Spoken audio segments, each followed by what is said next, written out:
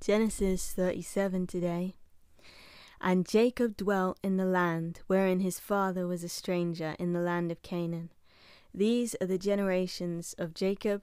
Joseph, being 17 years old, was feeding the flock with his sons of Bilhah and with the sons of Zilpah, his father's wives. And Joseph brought unto his father their evil report.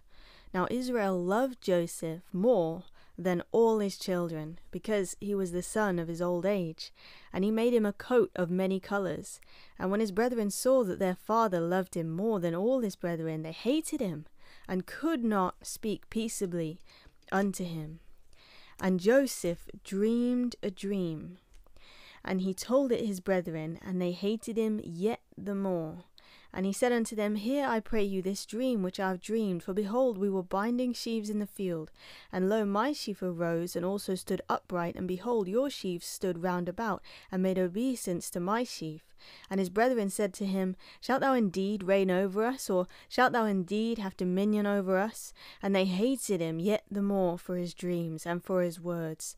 And he dreamed yet another dream, and told it his brethren, and said, Behold, I've dreamed a dream more, and behold, the sun and the moon and the 11 stars made obeisance to me. And he told it to his father and to his brethren, and his father rebuked him, and said unto him, What is this dream that thou hast dreamed?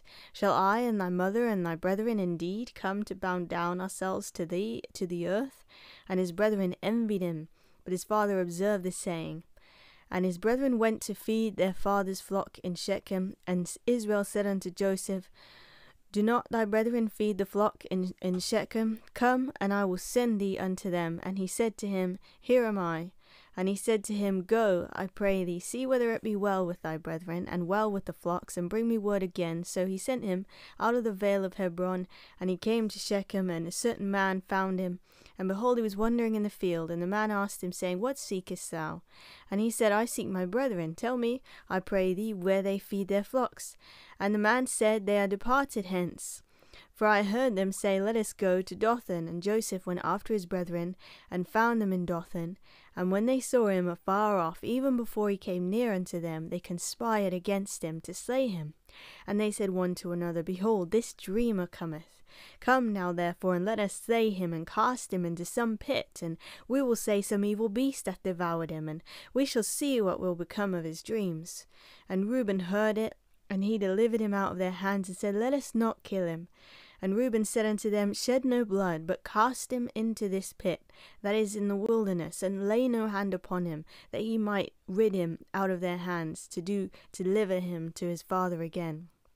And it came to pass, when Joseph was come unto his brethren, that they stripped Joseph out of his coat of many colours that was on him.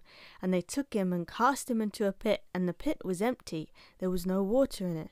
And they sat down to eat bread, and they lifted up their eyes and looked, and behold, a company of Ishmaelites came from Gilead with their camels, bearing spicery and balm and myrrh, going to carry it down to Egypt. And Judah said unto his brethren, What profit is it if we slay our brother and conceal his blood? Come, and let us sell him to the Ishmaelites, and let not our hand be upon him, for he is our brother and our flesh. And his brethren were content. Then there passed by Midianites, merchantmen, and they drew and lifted up Joseph out of the pit, and sold Joseph to the Ishmaelites for 20 pieces of silver. And they brought Joseph into Egypt. And Reuben returned unto the pit, and behold, Joseph was not in the pit. And he rent his clothes, and he returned unto his brethren, and said, The child is not, and I, whither shall I go? And they took Joseph's coat, and killed a kid of the goats, and dipped the coat in the blood. And they sent the coat of many colours, and they brought it to their father, and said, This have we found. Know now whether it be thy son's coat or no. And he knew it, and said, It is my son's coat. An evil beast hath devoured him. Joseph is without doubt rent in pieces. Without doubt, he said. And Jacob rent his clothes, and put sackcloth upon his loins, and mourned for his son many days. And all his sons and all his daughters rose up to comfort him, but he refused to be comforted. And he said, For I will go down into the grave unto my son mourning. Thus his father wept for him. And the Midianites sold him into Egypt unto Potiphar, an officer of Pharaoh, and captain of the guard. So there's couple of things that stuck out. The first one is in verse 4, where it says that they could not speak peaceably unto him. And the second one is in verse 33, which says, and he knew it, what Jacob or Israel thought that he knew. So the first one, that they could not speak peaceably unto him.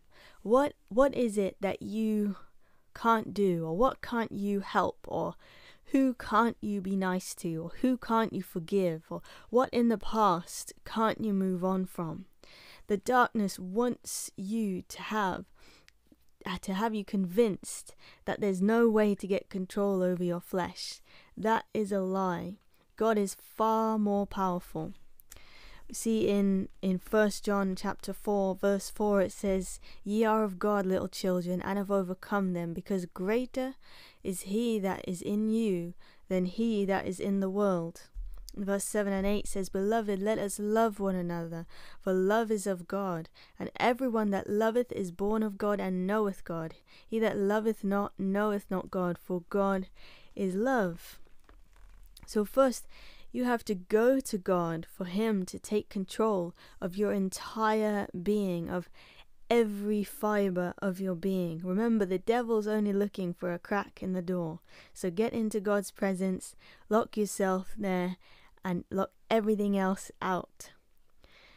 Number 2, verse 33, it says here that he knew it. Israel knew it. That it was his son's coat. He knew that Joseph was dead, except for we know that Joseph wasn't dead. So don't believe the lie that hope is lost. Hope is found. There is a sermon by Kenny Baldwin called "It's Just a Coat." He didn't see Joseph's dead body. He didn't really know that Joseph was dead. It's just a coat that he saw. Don't believe the lie that the devil wants to tell you, that all hope is lost. If you found Christ, you found hope, and it is ever present. You can never lose that hope. We have an everlasting, eternal hope. The devil will always want to confuse you to discouragement and despair, but remember what God has shown you.